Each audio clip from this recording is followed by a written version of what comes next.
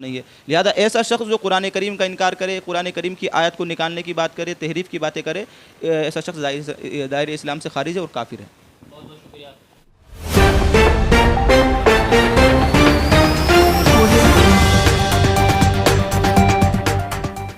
السلام علیکم ورحمۃ اللہ وبرکاتہ۔ پچھلے کئی دنوں سے ایک ماحول بنا ہوا ہے سوشل میڈیا پہ، آپ تمام لوگوں نے دیکھا ہوگا۔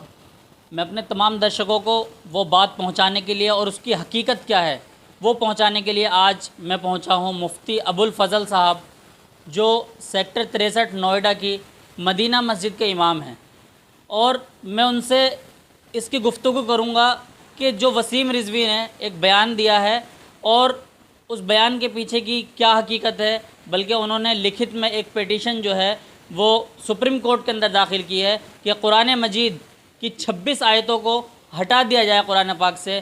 کیا سپریم کورٹ اس میں کچھ ترمیم کر پائے گا؟ سپریم کورٹ کچھ اس میں ایکشن لے پائے گا؟ اور کس طریقے سے مفتی صاحب جو ہے وہ اس مسئلے کو دیکھتے ہیں کہ وسیم رضوی کا جو یہ معاملہ ہے وہ اسلام کی نظروں میں کس طریقے سے ہے؟ مفتی صاحب بہت بہت سواگت ہے آپ کا چینل پہ۔ درشکوں کا یہ بار بار سوال آ رہا ہے کہ آپ نے ابھی تک کچھ اس معاملے کو لے کر کسی سے کوئی جانکاری نہیں لی، کیونکہ آپ ایک ذمہ دار ہیں، آپ مذہب اسلام کے بارے میں آپ نے پڑھائی کی، آپ نے کتابوں کو پڑھا ہے، تو ایسے لوگوں کے بارے میں کیا آپ میسج دینا چاہیں گے؟ ہمارے درشک یہ جاننا چاہتے ہیں کہ کیا 26 آیتوں کو قرآن پاک کے اندر سے ہٹایا جا سکتا ہے؟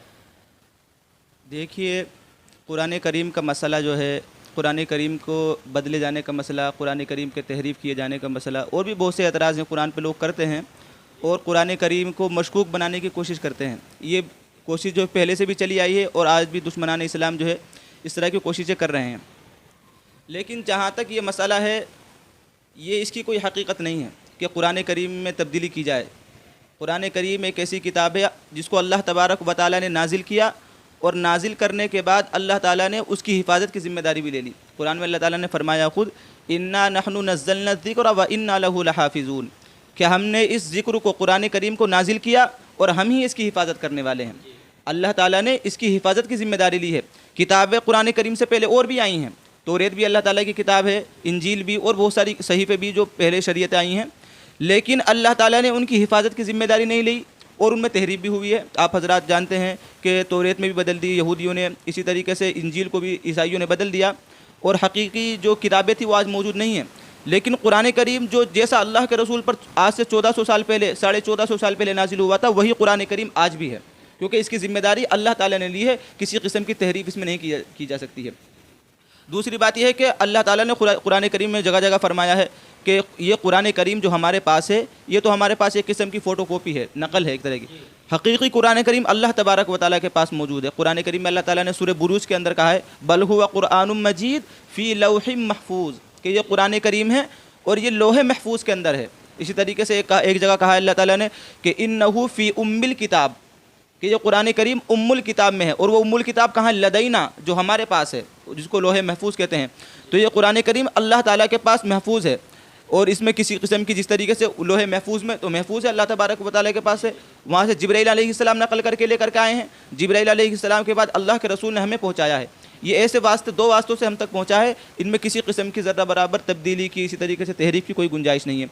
اور جو ان لوگوں نے اعتراض کیے ہیں، میں نے خود سنا ہے ان کے بیانات کو بھی، اسی طریقے سے ایک بدبخت قسم کا انسان ہے طارق فتح، اس نے بھی اعتراض کیا۔ کیا اعتراض کیا؟ کہ بھائی قرآن کریم نازل ہوا تھا، پہلے تو سورہ اقرا بسم ربک الذی خلق نازل ہوئی تھی، کہ سورہ اقرا کی جو ہے چند آیتیں نازل ہوئی، لیکن آج اگر آپ قرآن کریم دیکھیں تو آج قرآن کریم میں شروع میں کیا ملتا ہے؟ سورہ فاتحہ ملتی ہے، حالانکہ جیسے قرآن کریم نازل ہوا تھا شروع میں اقرا بسم ربک الذی ہونی چاہیے تھی، یا اور جو آیتیں نازل ہوئی، صورت نازل ہوئی پہلے وہ ہونی چاہیے تھی، اور سورہ فاتحہ تو بعد میں نازل ہوئی ہے، اور قرآن کریم میں دیکھو تو سورہ فاتحہ پہلے لکھی ہوئی ہے۔ تو یہ سے لوگ اعتراض کرتے ہیں، حالانکہ ان اعتراض کی کوئی حقیقت نہیں ہے۔ اللہ کے رسول، اس کا مطلب تو یہ ہوا کہ مسلمان ساری امت جو ہے قرآن کریم غلط پڑھتی آ رہی ہے اور قرآن کریم غلط لکھا ہوا ہے، سب بیکار ہے۔ اس کی حقیقت یہ ہے کہ اللہ کے رسول صلی اللہ علیہ وسلم پر جب آیت نازل ہوتی تھی، کوئی صورت نازل ہوتی تھی، تو اللہ کے رسول صلی اللہ علیہ وسلم کاتبین وحی کو، جو وحی لکھنے والے لوگ تھے، چند لوگ ہوتے تھے لکھنے والے، سب لوگ پڑھے ہوئے نہیں ہوتے تھے، اللہ کے رسول سے بھی لکھنا نہیں آتا تھا، تو اللہ کے رسول لکھنے والوں کو بلا کر کے لکھواتے تھے، اور یہ کہتے تھے کہ اس آیت کو فلاں صورت میں فلاں آیت کے بعد لکھو، یعنی اس کا جو ہے اس آیت کو نازل کرتے اللہ تعالیٰ، اور جبرائیل علیہ السلام اس کا موقع بھی بتاتے، اس کی جگہ بھی بتاتے کہ یہ آیت فلاں جگہ لکھی جانی چاہیے. تو لہٰذا لوگوں نے جو اعتراض کیا ہے کہ اقرا بسم ربک الذی خلق پہلے نازل ہوئی اور اس کو بعد میں لکھا گیا، اس کی کیوں حقیقت نہیں ہے؟ کیونکہ اللہ کے رسول پر جب یہ آیت نازل ہوئی اس کو بتایا گیا کہ اس کا مقام اس صورت کے اندر ہے اور اس جگہ یہ قرآن کریم میں رکھی جانی چاہیے. اور اسی ترتیب سے قرآن کریم جمع کیا گیا ہے. سورہ فاتحہ جو اللہ کے رسول نے ترتیب بتائی ہے اسی ترتیب پر آج بھی موجود ہے. رہا ایک مسئلہ جو ہے قرآن کریم کو تبدیل کیے جانے کا، جیسے کہ وسیم رضوی نے کہا ہے، تو اس میں یہ تو صرف لوگ کہتے رہتے ہیں لیکن اس میں کوئی ہو نہیں سکتا. مطلب دنیا چاہے کتنی طاقت لگا لے اور بھی بڑے بڑے اعتراض کرنے والے ہوئے ہیں، ایسے آج تک قرآن کریم میں کوئی تحریف نہیں ہوئی ہے. اللہ کے رسول صلی اللہ علیہ وسلم کی زندگی میں بھی لوگ اعتراض کیا کرتے تھے کہ آپ اس قرآن کریم کو بدلے. قرآن کریم کی ایک آیت ہے، اللہ تعالیٰ فرماتے ہیں ان الذین لا یرجون لقاءنا بقرآن غیر ھذا او بدل، کہ جو لوگ آخرت پر ایمان نہیں رکھتے، قیامت کے دن پر ایمان نہیں رکھتے، وہ کہتے ہیں ائتی بقرآن غیر ھذا، اس قرآن کے علاوہ کوئی دوسرا قرآن لے کر کے آؤ. اس قرآن میں تو بہت ساری چیزیں ہیں، جیسا کہ وسیم رضوی نے بھی کہا ہے کہ اس میں تو بہت ساری ایسی آیتیں ہیں جو جہاد کو بڑھاوا دیتی ہیں اور جو آتنکواد کو بڑھاوا دیتی ہے، فساد کو بڑھاوا دیتی ہیں، اور یہ سے جو فساد پھیلتا ہے ملک کے اندر، امن و امان خراب ہوتا ہے، اس لیے یہ آیتیں نکالی جانی چاہیے. اسی طریقے سے یہ اعتراض اللہ کے رسول کے زمانے میں مشرکین نے بھی کیا تھا، اہل کتاب نے بھی کیا تھا کہ اس میں جو آپ نے کہا ہے کہ یہ تو ہمارے معبود خداؤں کو برا کہتا ہے، یہ تو بتوں کی برائی کرتا ہے، کہ شرک نہیں کرنا چاہیے، لہذا آپ اس کے علاوہ کوئی دوسرا قرآن کریم لے کر آؤ، ایتی بقرآن غیر ھذا، اور اگر آپ کو یہی قرآن کریم رکھنا ہے او بدل، یا اسی کو بدل دو، جیسا کہ وسیم رضوی نے کہا ہے کہ اس کو بدل دو. اللہ تعالیٰ نے فرمایا کہ اے نبی آپ فرما دیجئے قل ما یکون لی ان ابدلہ، اے نبی آپ فرما دیجئے ما یکون لی، مجھے اس بات کا اختیار ہی نہیں ہے کہ میں اس کو بدلوں، ان ابدلہ من تلقاء نفسی، اپنی جانب سے. یعنی اللہ کے رسول کو بھی اس بات کا اختیار نہیں کہ قرآن کریم کے کسی زیر زبر کو، کسی نقطے کو بدل دے. یہ اللہ تبارک و تعالیٰ کا کلام ہے، اللہ تعالیٰ نے جس طریقے سے نازل کیا اسی طریقے سے رکھا جائے گا.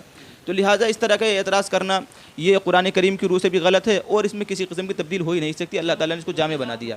ایک چیز اور جاننا چاہوں گا کہ جیسا کہ انہوں نے کہا کہ 26 آیتوں کو قرآن پاک سے ہٹایا جائے، آخر ان 26 آیتوں میں کچھ تو ایسی وجہ رہی ہوگی کہ وسیم رضوی نے 23 یا 40 یا 30 آیت کی بات نہ کر وہ 26 آیتوں میں ایسا کیا ہے، وہ ذرا آپ کلیئر کریں کہ ان 26 آیتوں میں جن کو لے کر اس نے مطلب اعتراض جتایا، سپریم کورٹ میں یاچیکا داخل کری، اس کی کیا وجہ ہے؟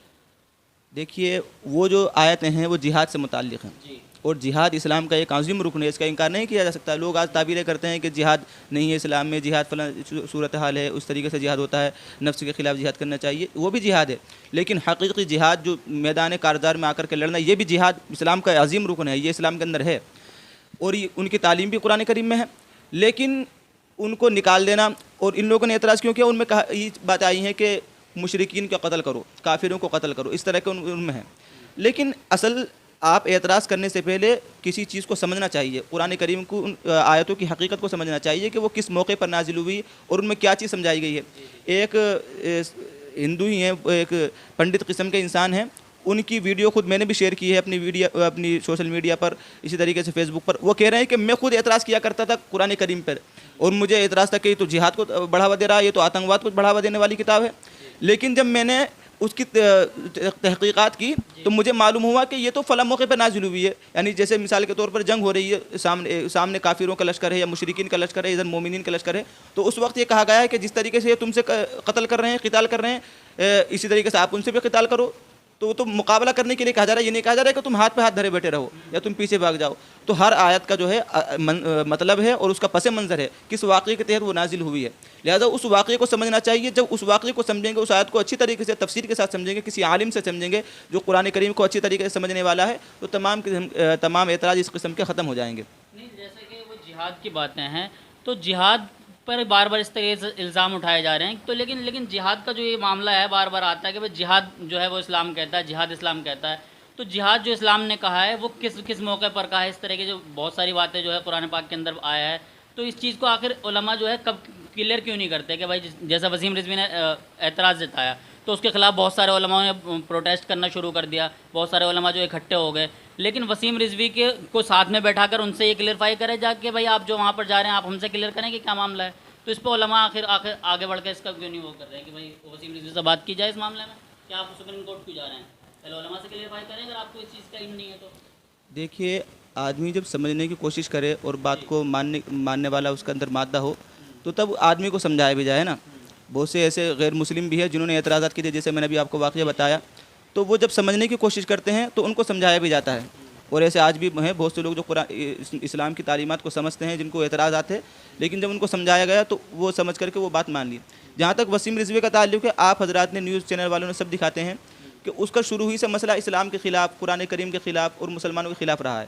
تو وہ کسی ایجنڈے کے تحت کام کرتا ہے، کسی طریقے سے اسلام کو بدنام کرنے. اس کا مقصد یہ نہیں کہ میں سمجھوں قرآن کو، اس کا مطلب یہ نہیں، اس کا مقصد قرآن سے بھی کوئی تعلق نہیں ہے. وہ تو کسی باطل ایجنڈے کے تحت جو کام کر رہا ہے، اور وہ یہ مسلمانوں کے خلاف سازشیں کرنے کی کوشش کی جا رہی ہے. اچھا مفتی صاحب، میرا ایک آپ سے آخری سوال ہوگا کہ جو لوگ قرآن پاک کے اندر ایسی ترمیم کرنے کی بات کریں یا قرآن پاک کا انکار کر دینا کہہ سکتے ہیں، کیونکہ 26 آیتوں کو ہٹا دینا ایک طریقے سے قرآن پاک کا انکار کر دینا ہے. تو جس انسان نے، آپ نے یا میں نے یا وسیم رضوی نے، کسی نے بھی اگر قرآن پاک کا اس طریقے سے انکار کیا تو گویا کہ اس کا اسلام کیا مطلب میسج دیتا ہے ریٹن میں، کہ کیا وہ آدمی اسلام کے اندر باقی ہے یا اسلام سے خارج ہو گیا؟ دیکھیے، قرآن کریم اسلام کی سب سے اہم بنیاد ہے. جی ساری تعلیمات، سارے احکامات، ہماری اصل جو ہے قرآن کریم ہے، دستور قرآن کریم ہی ہے. تو اگر کوئی ایسا شخص ہے، یعنی مسلم ہے، اور وہ مسلم ہونے کے باوجود کسی قرآن کریم کی آیت کا انکار کرتا ہے کہ یہ حکم مجھے قرآن کریم کا نہیں ہے، یا یہ کہتا ہے کہ قرآن کریم سے اس کو نکال دو، یا میں اس کو نہیں مانتا، تو ایسا شخص جو ہے کافر ہے. یا ایسا شخص کافر ہے، دائرہ اسلام سے خارج ہے، اس کا کوئی تعلق نہیں ہے اسلام سے. وہ قرآن کریم ہی کو نہیں ماننا ہے جو اصل اصول ہے اسلام کی. اسی وجہ سے جتنے بھی علماء ہیں، اور سنی علماء نہیں، سنی علماء اگر کوئی فتویٰ دیتا ہے تو یہ کہتے ہیں کہ انہوں نے جو ہے تعصب میں فتویٰ دیا ہے، مسئلہ کے تعصب میں. تمام ائمہ، وہ چاہے کسی سے بھی تعلق رکھتے ہیں، وہ اہل حدیث ہوں چاہے کوئی بھی، مطلب تمام لوگوں کا اس پہ اتفاق ہے کہ اگر کسی نے قرآن پاک کا انکار کیا تو گویا کہ وہ اسلام سے خارج ہو گیا. جی، یہ کوئی اختلافی مسئلہ نہیں ہے کہ کوئی مسلک والا اس میں اختلاف کرے. شیعوں نے، جو وسیم رضوی جس مسلک سے تعلق رکھتا ہے، اس کے بلکہ سنی سے زیادہ شیعوں نے اس کے خلاف فتویٰ دیا ہے. وہ سنی سے زیادہ شیعوں نے اس کے خلاف فتویٰ دیا ہے کہ وسیم رضوی کا کوئی تعلق نہیں ہے اسلام سے، اور بلکہ شیعوں سے بھی کوئی تعلق نہیں ہے. اس کے گھر والوں نے بھی اس سے تعلق ختم کر دیا اسی وجہ سے، کیونکہ جو اصل صحیح بات ہے اس کو سب مانیں گے. ان کے گھر والوں نے بھی اس بات کو مانا، اس کا ہم سے کوئی تعلق نہیں ہے، اسلام سے کوئی تعلق نہیں. دیکھیے، مفتی صاحب نے یہ کلیئر کر دیا ہے کہ اگر کوئی بھی انسان قرآن پاک کے ایک حرف کا بھی انکار کرتا ہے تو اس کا اسلام کے اندر کوئی حق نہیں ہے اور وہ مذہب اسلام سے خارج ہے. یہ مفتی ابوالفضل صاحب تھے ہمارے ساتھ بات کرنے کے لیے. بہت بہت شکریہ. السلام علیکم ورحمۃ اللہ وبرکاتہ.